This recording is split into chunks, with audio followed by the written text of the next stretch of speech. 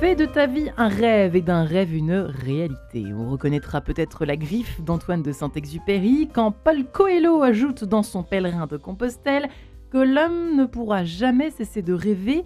Le rêve, dit-il, est la nourriture de l'âme, comme les aliments sont la nourriture du corps. Sauf que, très souvent, affirme encore l'écrivain, au cours de notre existence, nous voyons nos rêves déçus et nos désirs frustrés. Alors, est-ce par manque de courage, par manque d'ambition, par désespoir peut-être ? Peut-on suivre ses rêves en pleine crise ? Eh bien, c'est tout simplement la question que je vous propose de nous poser tous ensemble ce matin dans cette émission En quête de sens. Et j'ai la joie de recevoir donc mes 3 invités. Blanche de Richemont, bonjour Blanche. Bonjour. Vous êtes à droite, je vous croyais à gauche. Essayiste, écrivain, voyageur, c'est pour ça que je vous ai fait plaisir en citant un peu Paul Coelho. Bon, bref. Auteur d'Allez courage, petit traité de l'ardeur aux presses de la cité. C'est vrai que ça fait du bien de lire des ouvrages comme les vôtres. Mesdames et messieurs, Anne Ducrot. Bonjour Anne. Bonjour. Vous aussi, vous êtes venue avec un petit bébé. Non pas allez courage, mais histoire de la joie, petit plaisir et grand bonheur à retrouver d'urgence chez Grund. Je sais qu'on en a besoin en ce moment de ces petites et grandes joies. Et souvent, vous le dites dès l'introduction de votre livre, et bien souvent on les oublie. On oublie en fait qu'il y a juste là devant nous, juste des raisons de se réjouir en fait de la vie telle qu'elle est. Bah, écoutez, la vibration, c'est une joie. Donc, non, la joie est une vibration. La joie est une vibration. Ouais. Donc, qu'on la sente ou qu'on la sente pas, ça vibre. Elle n'est pas forcément visible, mais elle est là. C'est ça que vous voulez dire. Visible au sens bien terre à terre, quoi. C'est nous qui sommes absents, c'est pas elle. Ouais, c'est ça. On s'absente, on se distancie de la réalité. On le dit souvent, Serge préfère enfin en ligne avec nous. Bonjour Serge. Bonjour madame. Eh bien, ravi de vous entendre, vous qui êtes en Belgique en ce moment. Non, en fait, je suis dans le Var. Ah, bah écoutez. Donc un très beau département. Nobody's perfect quand même. Chargé de cours dans l'enseignement universitaire que vous êtes, administrateur d'entreprise, d'organisation. Enfin, vous avez 1000 vies à votre actif et vous avez finalement compilé un peu votre parcours et puis finalement votre école de vie, la voie du bonheur. 1001 vies, une méthode inédite pour prendre son destin en main chez Mango Édition. Alors vous, s'il fallait vous poser la question, Serge, peut-on encore suivre ses rêves en pleine crise? J'imagine que ce serait oui, oui, oui et triplement oui. Ah oui, ça certainement, c'est vraiment mon modèle de vie. Si vous voulez, pour moi, c'était vraiment suivre mes rêves et toujours, même malgré toutes les crises qu'on pouvait rencontrer. Alors, nos 2 invités ici présentes, Blanche de Richemont, Anne Ducrot. Blanche de Richemont, c'est vrai que le mot courage, on a consacré une émission malheureusement en votre absence, mais on peut en faire 1000 des émissions sur le courage aujourd'hui, tellement ce mot est inexistant ou nous fait peur, ou on n'aime pas trop dire, déjà quand on souhaite à quelqu'un, vous le dites ça, mais moi je déteste, mes amis le savent, que j'ai horreur qu'on me dise bon courage. Ce mot m'exaspère. C'est absolument terrifiant de dire bon courage. Ça fait vraiment, je sais pas, poussif, quoi. L'autre jour, même en sortant de l'ascenseur, quelqu'un m'a dit « Bon courage, madame ». Je me suis dit « Mais zut, est-ce que j'ai une tête de déterré aujourd'hui voilà. Est-ce que j'ai l'air désespérée ?» Et maintenant, même quand vous sortez d'un magasin, les gens vous disent « Au revoir, bon courage ». Oui, comme ça. si c'était normal. Donc finalement, c'est pas vrai que le mot courage est absent de notre société. Il est omniprésent. Alors, pour vivre ses rêves là-dedans, bonjour. Il reste plus beaucoup de place. Du coup. Alors, vivre ses rêves là-dedans, bonjour... c'est notre choix, en fait, si on se laisse éteindre par la société. C'est notre choix si on laisse la société peser sur nos ailes. On peut choisir de faire de la résistance lumineuse. On peut choisir de rester debout envers et contre tout. Alors, il faut en avoir la force, mais pour en avoir la force, on peut nourrir sa vie de lumière, si je puis dire, afin que, finalement, quoi qu'il arrive, quelque chose en nous reste intact. Ouais, on est aspiré par une sorte de vibration un peu... pas morbide, mais un petit peu mortifère, qui nous aspire vers toute la vision triste de la vie, négative. Anne Ducrot, c'est un peu ça notre problème, nous, en 2023. Qu'est-ce qui nous arrive? Pourquoi on est si peu dans la joie? C'est vrai, ça? Moi, déjà, je ne suis pas du tout une rêveuse. Ouais. Alors, mais... Qu'est-ce que vous faites là? Du tout. C'est Solers, il y a une phrase là de Solers qu'on n'arrête pas de citer depuis 3 jours, c'est « Je suis venue, j'ai vécu, j'ai rêvé ». Alors là, moi, je suis à l'antipode d'une phrase comme ça. Moi, je ne suis pas rêveuse, je suis confiante et espérante. Mais c'est pas déjà un rêve, non? Pas ça? Bah non, et puis, alors, enfin, je veux dire, pour la joie, ça suffit. Enfin, ça suffit, pas tous les jours d'ailleurs. C'est juste. Non, mais Ouais. c'est vrai. Donc, oui, la société, en fait, la société, moi, je pense que malheureusement ou heureusement, on mûrit avec elle. Euh, Quand il y a eu la guerre en Syrie, ça nous paraissait hyper loin. Et aujourd'hui, il y a la guerre en Ukraine et on se rend compte que l'humain, il est tout près. Ben, on a mûri. C'est pas parce que la Syrie est géographiquement plus loin, c'est qu'en fait, l'humain. Enfin, moi, il me semble qu'on se rapproche Ouais. de l'autre malgré cette société qui est tellement en détresse On a anxiogène, mûri etc. de quelle façon, précisez-vous? Précisez votre pensée dans ce sens-là. Comment je C'est-à-dire? pourrais dire?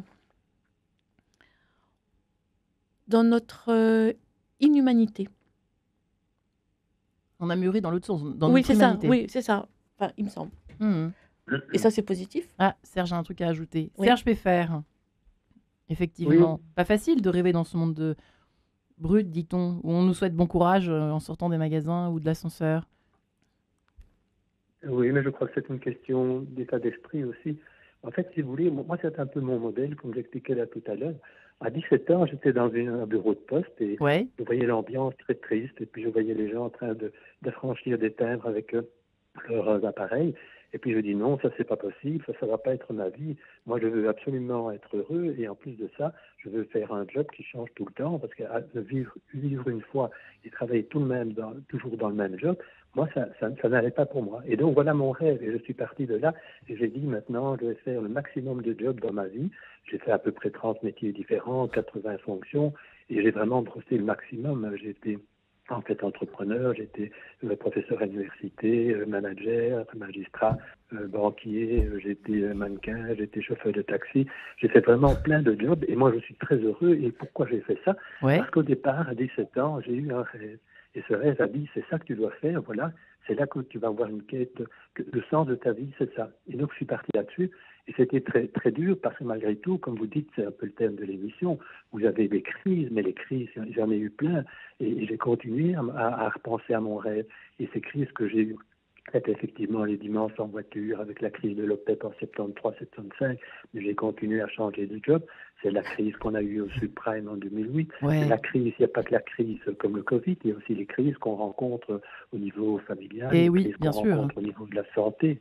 Et au niveau Ouais. de la santé, oui, au niveau. Donc finalement, des crises, vous en avez tout le temps. Je prends un exemple. Quand je voulais acheter ma première maison, les emprunts hypothécaires étaient à 15% pour les intérêts. C'était incroyable. Mais j'ai continué à travers tout. Et donc, si vous voulez, je pense que c'est un modèle de vie que je me suis proposé et qui est venu comme ça aussi, peut-être. Je ne sais pas comment ça se fait. Mais donc, je me suis dit, même les crises, eh bien, on passe à travers quand on veut. Et c'est une question de... J'ai quelques solutions pour ça, donc on peut en reparler. Il y a une certaine... il faut s'aider aussi pour y arriver. Mais seulement, c'était vraiment mon modèle. Et moi, j'en suis très heureux et très content. Et je peux répondre justement à votre question. Ouais. Est-ce qu'on peut suivre ses rêves en pleine crise? À 100%, je dis oui. C'est pas facile, hein, mais je dis oui.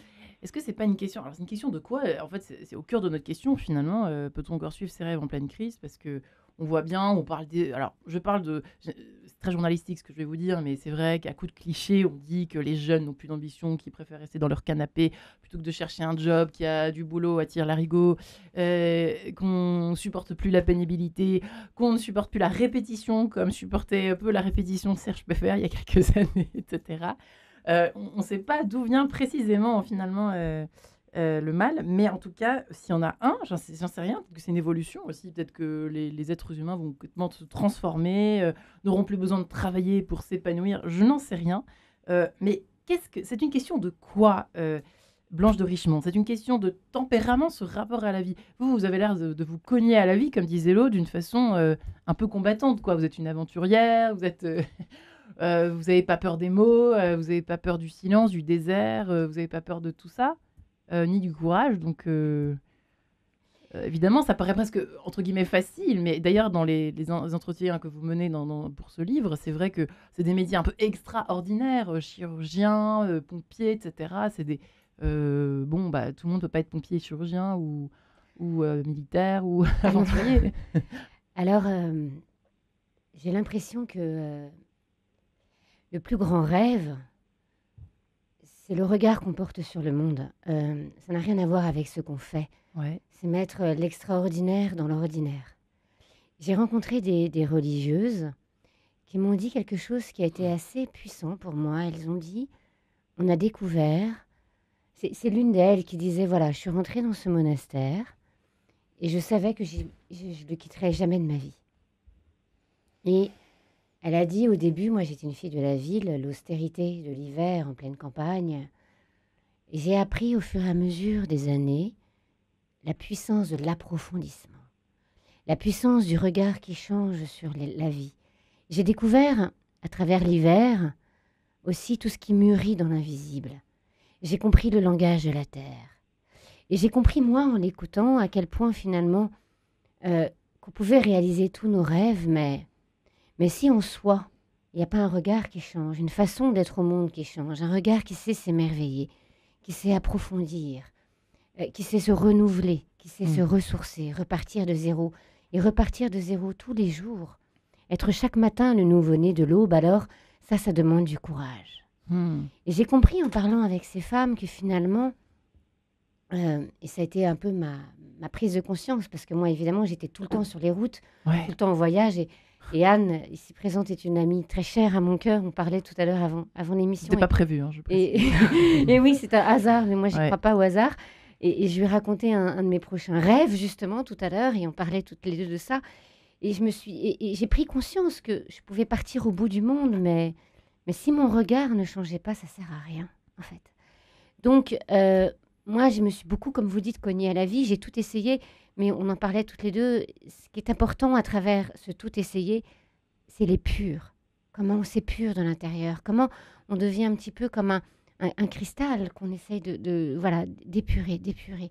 Ou comme à l'image de Baudelaire qui dit « Tu m'as donné ta boue et j'en ai fait de l'or ». Comment est-ce que par cette alchimie intérieure, on peut peut-être vivre cette transformation. Alors pour moi, il est là le plus grand rêve, arriver à trouver la paix au cœur du monde, quoi qu'il arrive, même si rien ne bouge, même si rien ne change, même dans l'immobile et même dans les nuits noires. Parce qu'on croit à quoi à ce moment-là, Anne Ducrot? À ce moment-là, même dans les nuits noires, c'est vrai que vous disiez, la joie parfois ne suffit pas. Je me fais l'avocat du triste aujourd'hui, mais il faut bien. Et du désespéré. Dans le noir, moi, j'attends. Vous attendez, vous? Oui. D'accord. Que ça passe, comme on dit. Non, pas que ça passe. Ah non, pas que ça passe. Dans l'immobilité, je pense que l'immobilité, c'est tout sauf stérile. Et en fait, j'ai l'impression d'agir. Alors, bon. Oui, c'est ça. J'agis en essayant de... Je pense qu'on a deux ennemis qui sont la peur et l'analyse. Ça, c'est intéressant, la peur et l'analyse. Oui. Et moi, je tombe à pieds joints dans les deux. Bah écoutez, j'ai envie de vous dire moi aussi. Voilà. Et attendre dans le noir, c'est précisément lutter contre ma peur, la regarder dans les yeux. Et il faut la regarder dans les yeux, la peur. Bah, on n'a qu'une vie, si on la regarde faut pas la fuir, face, c'est pas la peine d'être venu. Enfin, oui, donc regarder la peur en face, dans le noir, et puis... Et ne pas analyser, vous disiez. Oui, pas analyser, parce que moi, j'ai toujours remarqué dans la vie que quand il m'arrivait des galères, si je ne m'en mêle pas et que je laisse la vie faire ce qu'elle a envie de faire, on a tout le temps des sorties. J'aurais jamais eu l'idée toute seule de se laisser faire. Voilà. Ouais. Donc, si j'analyse, je vais trouver des solutions. En ce moment, c'est mon grand truc. J'en ai marre des gens qui sont tout le temps en train de chercher des solutions. Ouais, c'est pénible. Mais ça, c'est vrai que c'est peut-être... Je sais pas si c'est sociétal, si c'est un tempérament, je sais pas, mais c'est vrai que moi, je suis comme ça aussi. Vous cherchez des solutions? Mais c'est terrible, mais c'est un vélo qui m'empêche de dormir la nuit, cher ami. Ah oui. Enfin bref, Blanche de Richemont, pas du tout. Non, mais justement, je suis tellement d'accord avec Anne. Déjà, je trouve que ce qu'elle dit est juste magnifique, mais c'est surtout que... je pense en effet que c'est très sociétal, le fait de vouloir chercher toujours des solutions. Moi, je crois qu'il n'y a pas de solution. On peut essayer de trouver des voies, d'emprunter des chemins. Il n'y a pas de solution, en fait. Il n'y a pas de solution. Et on nous dit, alors, quelle est la clé de ça? Quelle est la solution de ça? Et ça veut dire qu'on veut enfermer sa vie dans quelque chose, alors qu'il n'y a pas de solution. On ne sait pas. Tout est Vous chemin, avec vos tout est yeux voie. bleus là, vous dites Marianne, il n'y a pas de solution, ma bonne dame. Mais alors, qu'est-ce que vous... Non, mais non, il n'y a pas de solution. S'il y avait des Je vais me solutions, fendre. ça se saurait. Ça veut dire que, voilà, l'affaire est réglée, quoi. Non, mais dans le judaïsme, le travail de l'homme, c'est de chercher les questions. C'est juste. C'est comme ça qu'on avance, c'est avec la question suivante, c'est Est-ce pas que avec Serge, la vous avez- réponse suivante. Vous fonctionnez avec des questions ou pas? C'est ça qui vous aide dans vos 1000 vies? Qui vous a aidé? De mon côté, je dirais qu'il faut d'une certaine manière essayer d'imprimer une orientation à sa vie, parce qu'on la ressent soi, et parce qu'on voit le monde et on se dit, ça vraiment, c'est ce que je dois faire. Et puis, il faut aussi laisser les opportunités venir. Ouais. Je me suis rendu compte que des fois, brusquement, il y a quelque chose qui vient et ça enchaîne quelque chose, et puis je me retrouve ailleurs. Et finalement, je me dis, tiens, c'est pas tellement loin de ce que je voulais, et finalement, c'est très beau. Donc, par contre, ce que je pense qui est difficile, c'est que tout le monde a des rêves, hein, c'est clair. Ouais. Tout le monde a des rêves, et en général, les rêves, ça représente ce qu'on a envie de faire et qu'on ne sait pas faire. C'est mon avis. Mais bon, ces rêves, le problème, c'est de pouvoir les concrétiser. Est-ce qu'on doit les concrétiser ou pas? Question. Moi, je pense qu'il y a deux éléments qui freinent le rêve, le fait de ne pas pouvoir les concrétiser. C'est d'une part le fait que, pour pouvoir les réaliser, il faut mettre dans son inconscient le fait qu'on a envie de faire ça, que c'est ça son sens de la vie, et on met dans l'inconscient, et à terme, on va arriver à le faire parce qu'on sait que si tout ce qu'on met dans son inconscient, mais ça finit par arriver. C'est une chose qui est éprouvée. Et la deuxième chose, c'est nos croyances, et qu'on est fort limité en croyances, et que souvent, quand on est enfant et qu'on a dit non, tu n'es pas compétent, tu ne sais pas faire ça, l'enfant se dit, oula, moi je suis incompétent, et après dans la vie, il a la croyance qu'il est incompétent. Et si on peut travailler ces croyances, et ça se fait beaucoup en technique comportementale, on peut diminuer toutes ces croyances qui nous bloquent et qui nous empêchent d'être nous-mêmes.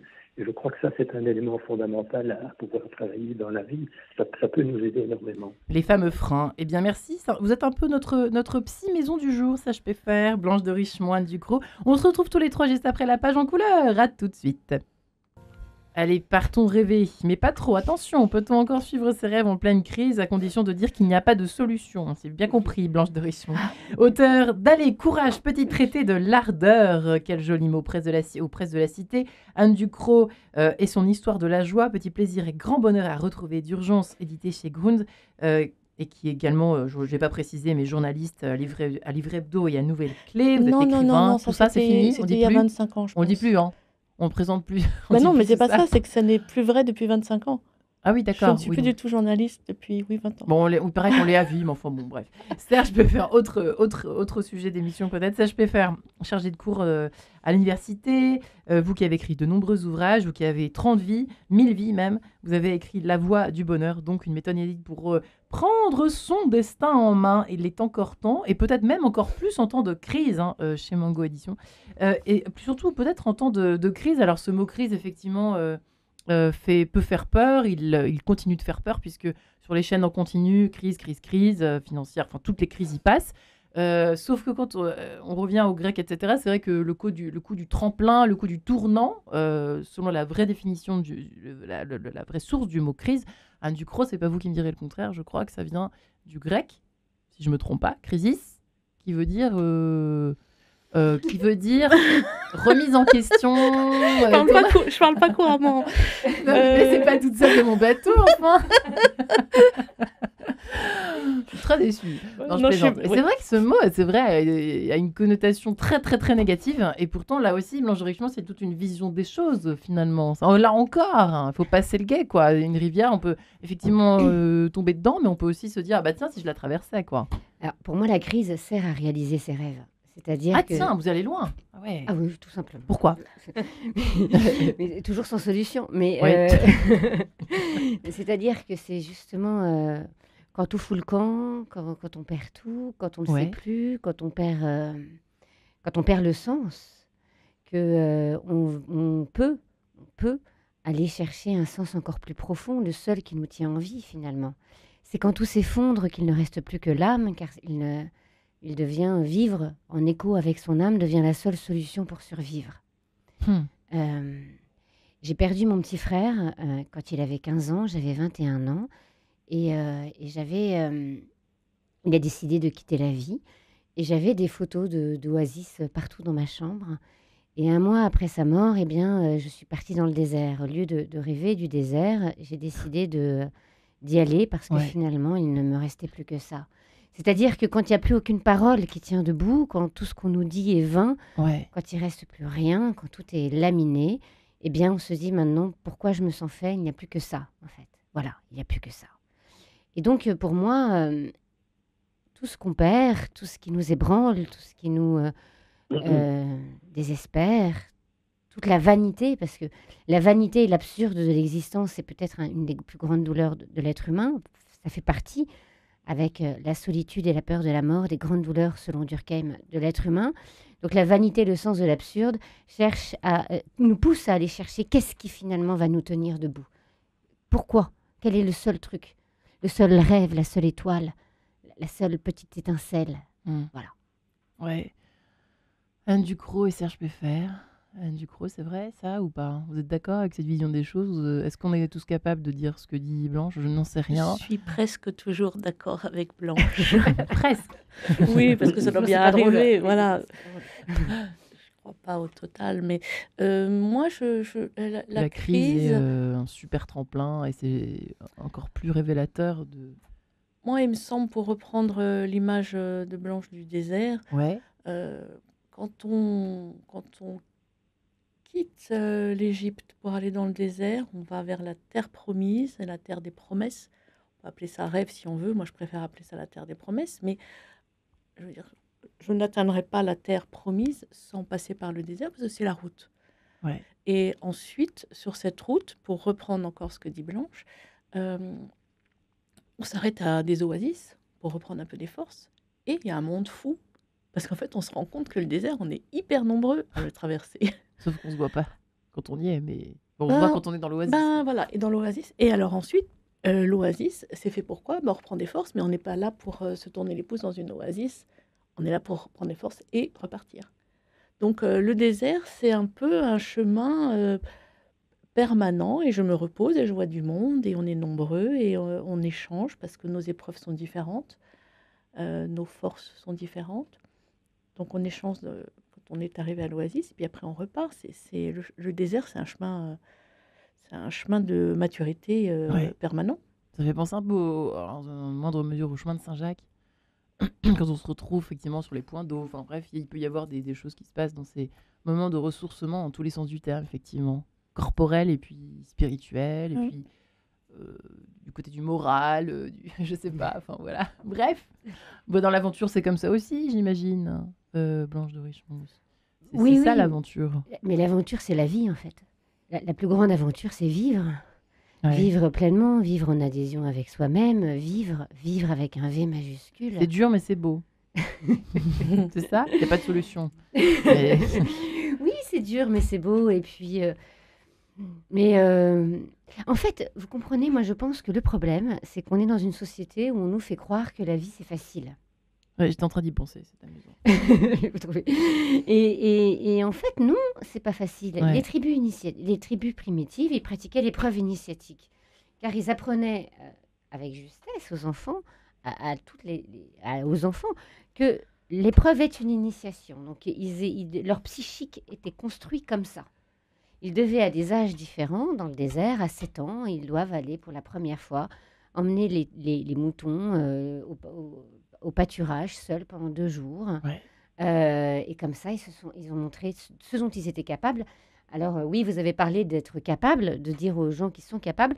Mais oui, on est 100 fois plus capable qu'on l'imagine. On est toujours beaucoup plus capable. On se met nous-mêmes des limites, mais on est 100 fois plus capable qu'on imagine. L'homme n'est pas en sucre. Mais l'homme n'est pas en sucre. Et nous, on veut toujours nous surprotéger. Voilà. Mais non, on peut être fort. On a une puissance en nous qui est infinie. Et donc, en apprenant des preuves initiatiques, eh ben, on apprend à aventurer sa vie. Alors, on n'a plus besoin forcément d'aller au bout du monde pour s'éprouver. On apprend que chaque petite épreuve quotidienne peut être une initiation.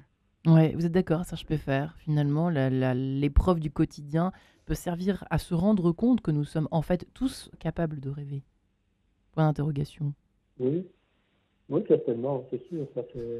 Je suis tout à fait d'accord. Et je suis tout à fait d'accord aussi avec le fait qu'en pleine crise, on peut plus facilement réaliser ses rêves.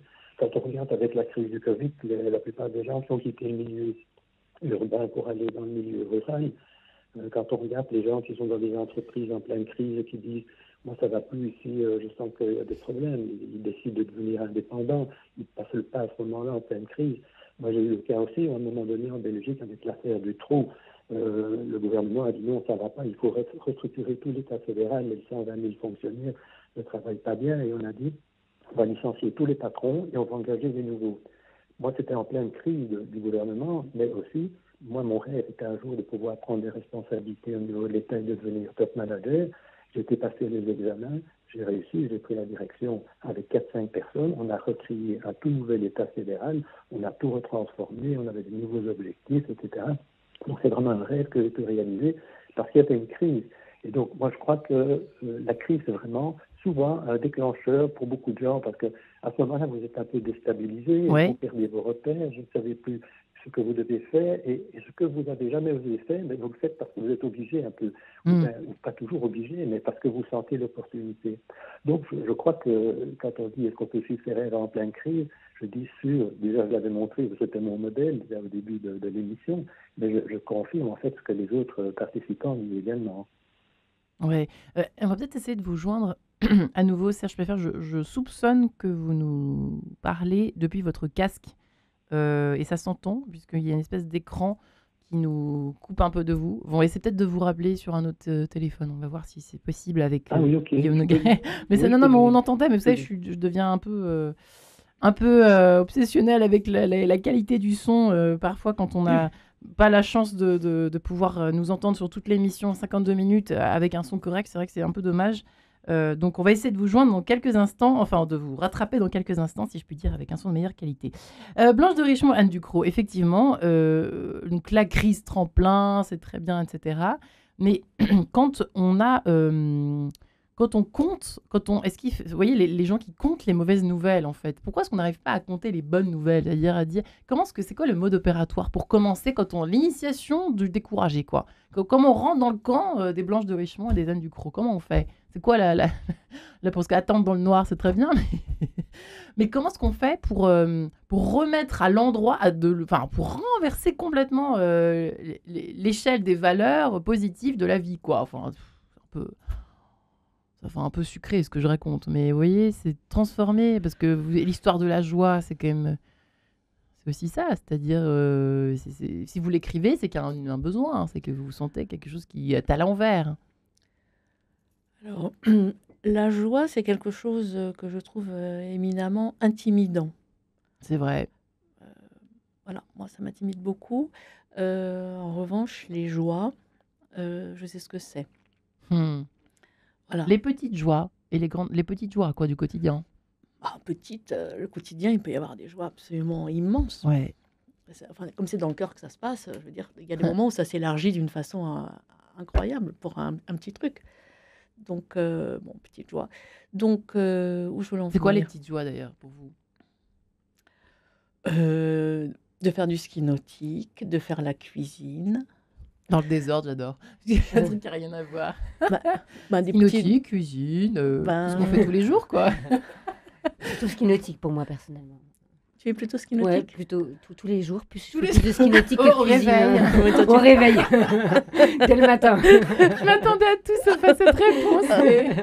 Ça. Non, mais par exemple, petite joie, c'est le fait d'être ici ce matin. J'aime bien, je trouve qu'on passe un bon moment. C'est vrai, je suis d'accord. Pour ma part.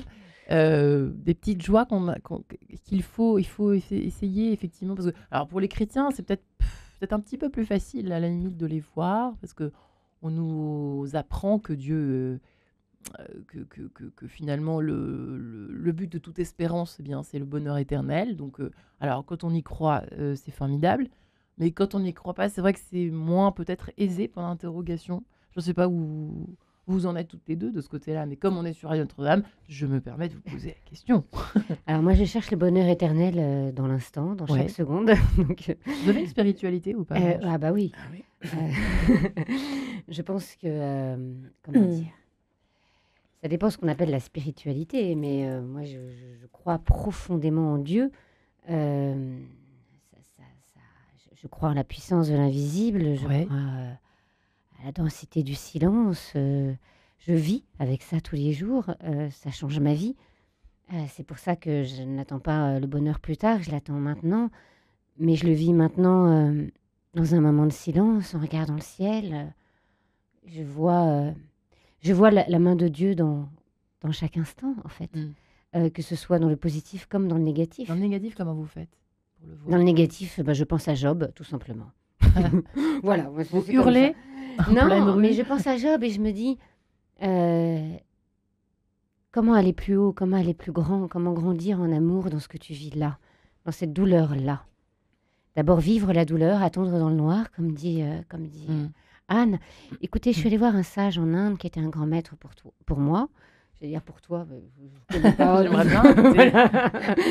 Mais c'est peut-être un signe. En tout cas, un Bah grand oui. maître pour moi, qui était un rishi, un maître de l'humanité. Il s'appelait Vijayananda. Et Vijayananda disait, quand tout va mal, faites le dos rond, attendez que ça passe. Parce qu'il y a des moments où, en fait, justement, quand on est vraiment profondément dans la crise, il vaut mieux faire le dos rond, attendre que ça passe, parce que toutes les décisions qu'on va prendre, elles sont pas forcément idéales. Ouais. Et il y a des moments où on va pas bien. Et du coup, tout ce qu'on fait est l'écho de ce pas bien. Et donc, il vaut mieux ne plus faire et se contenter d'être dans le noir et attendre, justement, que l'œuvre se fasse. L'œuvre noire, c'est le chemin des alchimistes. On attend que l'œuvre se fasse dans le noir et on respire et on attend profondément. On ne lutte pas contre. On se dit, OK, là, tout va mal, j'attends. Et dans cette attente, il n'y a pas une passivité. On attend que l'œuvre se fasse, comme l'œuvre se fait dans l'invisible en hiver, sous la terre. Et donc voilà, moi je pense que Dieu donc est partout, et il est dans cette œuvre noire aussi, qui est le chemin de l'évolution, qui fait partie de notre... C'est l'épreuve initiatique, c'est la traversée du désert. On ne traverse pas forcément que le désert, c'est aussi le désert qui nous traverse. Pour que le désert nous traverse, il faut se laisser traverser. Pour se laisser traverser, il faut se laisser être et sortir du fer. Oui, vous dites que larmoiement, c'est bien gentil, mais c'est vrai qu'on entend beaucoup de larmoiement dans notre société. Alors, le larmoiement, c'est parce que justement, on ne se laisse pas être. On se plaint. Alors, il y a une grande différence entre attendre dans le noir, comme cette belle expression de Anne, et se plaindre. C'est deux choses différentes. Quand on attend dans le noir, on fait comme dit Anne, on fait face à sa peur. On dit, OK, là, toi et moi, on va se regarder en face. René Char disait, la lucidité est la blessure la plus proche du soleil. C'est une blessure d'être lucide, mais c'est aussi un soleil, parce que ça nous permet d'aller vers la lumière, de traverser le noir. Et donc là, on fait face à sa peur profondément. Il n'y a pas de déni, on ne fuit pas. On ne fait pas comme si c'était rien, comme si c'était peu, comme si c'était pas si grave. On fait face. Et là, on laisse faire quelque chose, parce qu'on laisse le désert nous traverser. Et après, il y a autre chose qui peut advenir. Il faut apprendre à faire face. Eh bien, Jean-Louis Aubert, après tout ça. Et cet univers... Mais c'est la seule solution, Jean-Louis Aubert, en fait. En fait. Merci Anne Ducrot, merci Blanche de Richemont, merci Serge Peffer. À tout de suite, après cet univers. Radio Notre-Dame. Figurez-vous que nous parlons de sommeil. Bref. Alors nous retrouvons. Peut-on encore suivre ses rêves en pleine crise? Oui, nous sommes de retour, Blanche. Oui, c'est l'heure du café, mais quand bien même. Voilà, moi je veux bien vous garder toute la journée ici, un peu discuter, il n'y a pas de problème, ce serait avec joie. Essayiste, écrivain voyageur, vous qui avez toujours écrit Allez courage, petit traité de l'ardeur, Serge Peffer et La voix du bonheur chez Mango et Anne Ducrot et son histoire de la joie chez Grund. Serge Peffer, le fait d'effectivement, alors peut-être que vous avez été, moi j'avais une question pour vous quand même tout à l'heure, avez-vous été d'ailleurs traversé par, j'imagine que oui, comme tout le monde, mais par des choses douloureuses qui vous ont presque mis en doute, en tout cas, par rapport à vos projets et vos fameux rêves, Serge Peffer. Pardonnez-moi de vous poser cette question un peu intrusive, mais c'est vrai que ça peut être éclairant aussi côté tempérament. Non, c'est pas facile, et aussi au niveau familial, parce qu'en fait, ma femme a accouché de jumeaux, et à la naissance, il y en a un qui était décédé, et à cause du phénomène transfuseur-transfusé, et en fait, l'autre a été condamné aussi. Donc, ma femme s'est mise vraiment à fond pour essayer de le sauver. On est allé voir les médecins à gauche, à droite, on a fait des tas de traitements. Et finalement, il s'en est ressorti. On l'a greffé après 2 ans, c'était une première, avec un nouveau rein. Et donc, c'est une crise, évidemment, qui n'est pas évidente, parce que vous avez tellement d'ambition sur le plan personnel et vous voulez réaliser beaucoup de choses. Et ça casse évidemment votre rêve, ça casse un petit peu votre plan d'action, etc. Donc c'est vrai qu'on est comme ça partagé. Je pourrais raconter comme ça beaucoup de choses qui chaque fois étaient des moments douloureux. Mais je dirais que je pense que le rêve reste un élément qui peut vous aider dans ces moments-là. Parce que même si vous êtes dans les pires difficultés, vous pouvez rêver. Et je pense que rêver en temps de crise, c'est un peu la clé de notre résilience. Quand on rêve, ça permet de garder une bonne santé malgré les crises. Quand on rêve, c'est aussi un peu le fruit de notre inconscient qui représente comme si c'était déjà réalisé. Donc finalement, le rêve règle beaucoup de choses et règle également nos états émotionnels. Donc je pense que c'est une solution. Donc je ne dis pas que c'est la meilleure solution, parce que alors quand on rêve trop, on ne fait plus rien. Mais malgré tout, je pense que c'est une porte de sortie qui nous permet de pouvoir aborder les choses, de respirer, de prendre du temps et de dire est-ce que vraiment je dois continuer, est-ce que je ne me trompe pas, quels sont ces éléments douloureux qui se passent, pourquoi.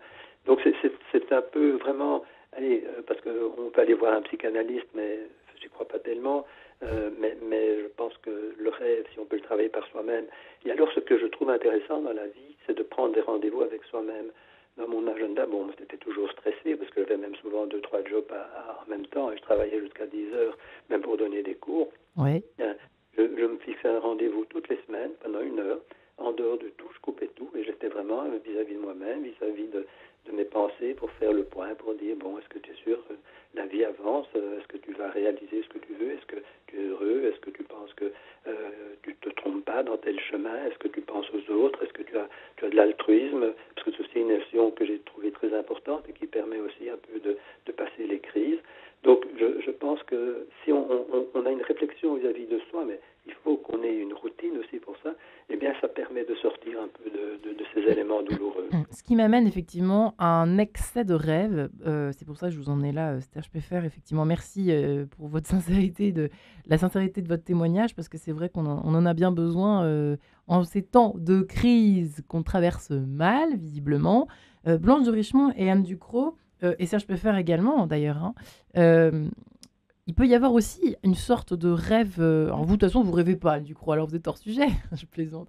Mais c'est vrai que l'excès de rêve, c'est-à-dire l'espèce de fuite en avant, ça peut peut-être être la tendance un peu périlleuse de l'aventurier. On pense à des Sylvain Tesson, peut-être par excès d'égarement, de vouloir fuir ce monde capitaliste, ce monde de la consommation. On le sait que c'est... Alors, il s'ensuit des fruits magnifiques, ces ouvrages, vos ouvrages, enfin les ouvrages des aventuriers en général.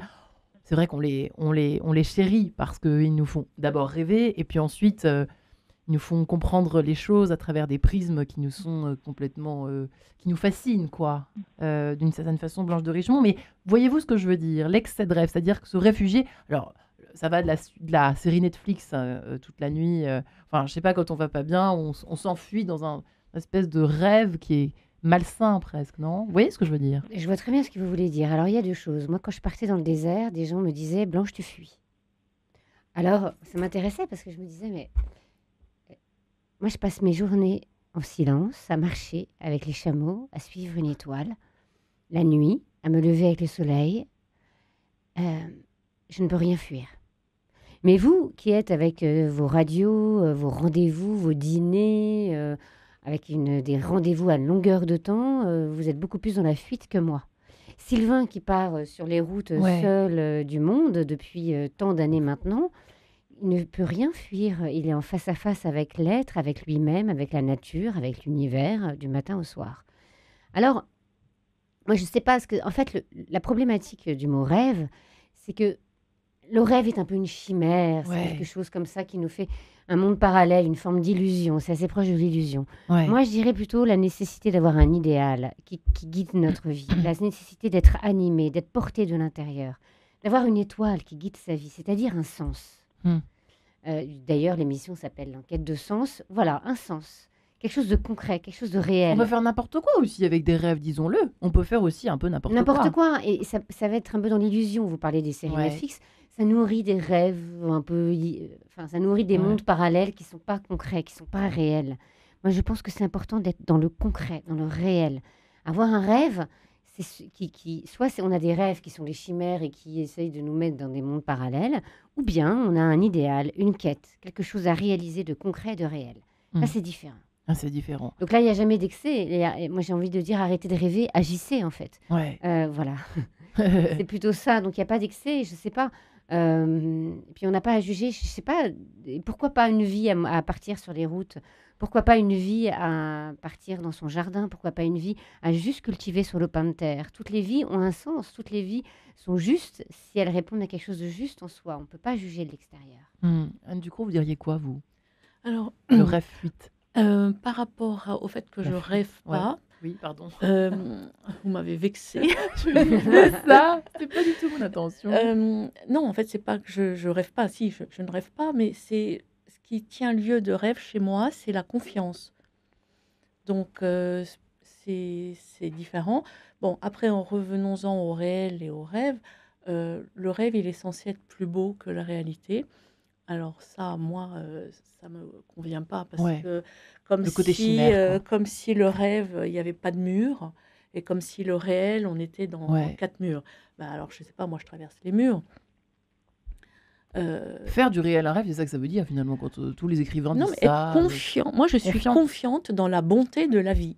Ouais. Alors, en ce moment, c'est moche, c'est clair, ça me déprime. Je vais pas faire bisounours. Mais la bonté de la vie est agissante. Simplement, je ne sais pas lire. Ouais. Je ne sais pas lire. Intéressant, ça je peux faire. Ben, je dirais Même que... question. Non, mais c'est par rapport à l'idéal, en fait, Oui. dont on parlait. Moi, je suis entièrement d'accord. Et je suis d'accord aussi qu'il ne faut pas juger les gens en fonction de l'idéal qu'ils ont. Je prends ma fille, par exemple, elle a fait les mêmes études que moi à Solvay, et puis elle a dit, je pars, après quelques années d'avoir travaillé dans le privé, elle est partie avec sa famille faire le tour du monde, ils ont acheté un voilier, et ils sont partis. Bon, c'est formidable, moi je dis c'est sensationnel. Donc les jeunes aujourd'hui, ils ont une autre manière de voir les choses. Avant, c'était pas possible ou très difficile. Donc je crois que...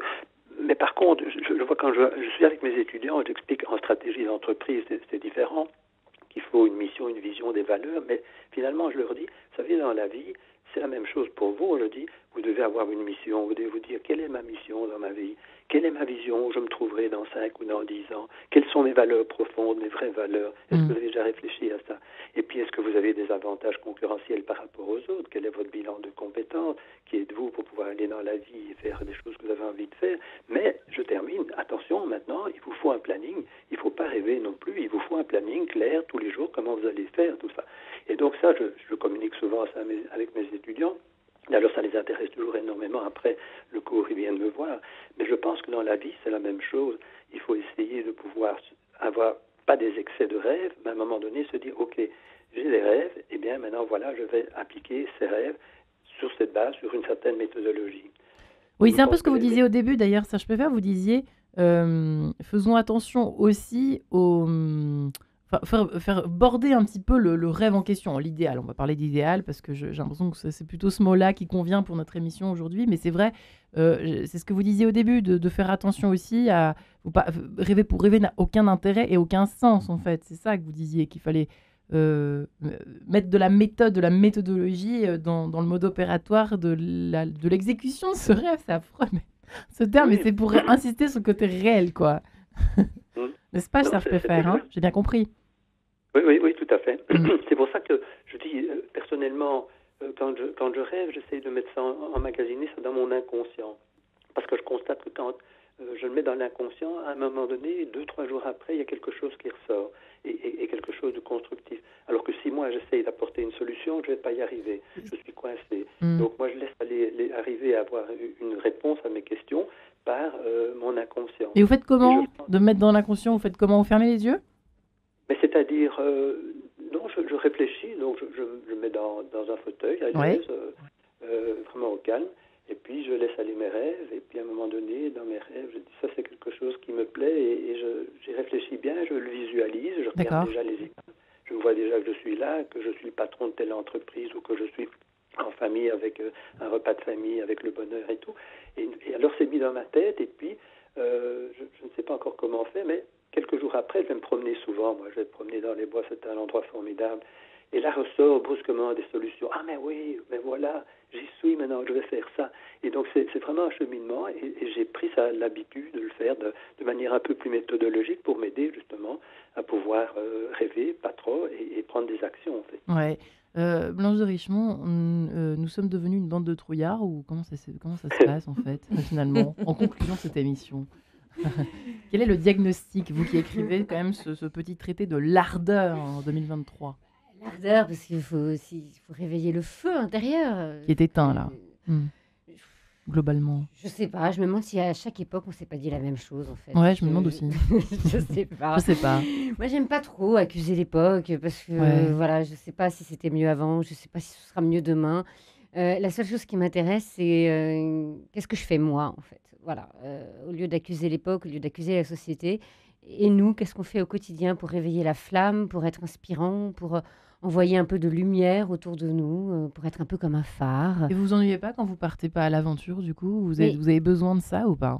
Mais justement, le désert m'a appris l'aventure m'a appris, le silence m'a appris à ouvrir chaque jour mes volets comme si je partais en voyage. Voilà, donc quand on aventure sa vie, on ne s'ennuie jamais.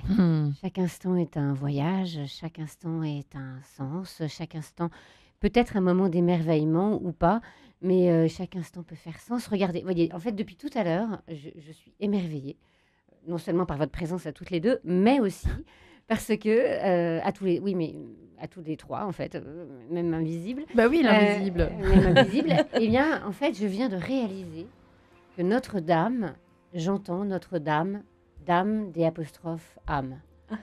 Figurez-vous que j'avais jamais vu le mot âme dans Notre-Dame. Tout d'un coup, j'entends autre chose et ça m'émerveille. Vous voyez comment tout d'un coup, rien qu'une une phrase sous vos yeux, tout d'un coup, tout s'enchante. Et voilà, elle est là, la véritable aventure. Ouais. C'est d'avoir les yeux ouverts, en fait. Voilà, les yeux ouverts sur la vie. Alors, est-ce qu'on est une bande de trouillards ou pas? La réponse, qu'elle soit oui ou qu'elle soit non, elle ne m'intéresse pas. La réponse, c'est moi, qu'est-ce que je fais tous les jours pour essayer d'apporter ma petite pierre de lumière à l'édifice de l'existence, à ma façon, même quand j'y arrive pas. Anne Ducrot, conclusion générale de la conclusion. Ou pas, c'est thèse. La joie là-dedans, avec un grand J, les petites joies de l'existence surtout. Finalement, ça c'est votre petite pierre à l'édifice. Alors, ma petite pierre à l'édifice, je dirais que c'est 5 secondes. C'est de bénir. Eh bien voilà. Non, mais bénir les crises, bénir ceux qui nous font du mal, bénir en transforme. Merci SagePFR et merci Blanche de Richemont. Merci tous les trois. Et bon rêve à tous. Retrouvez le podcast de cette émission sur le www.radionotre-dame.com.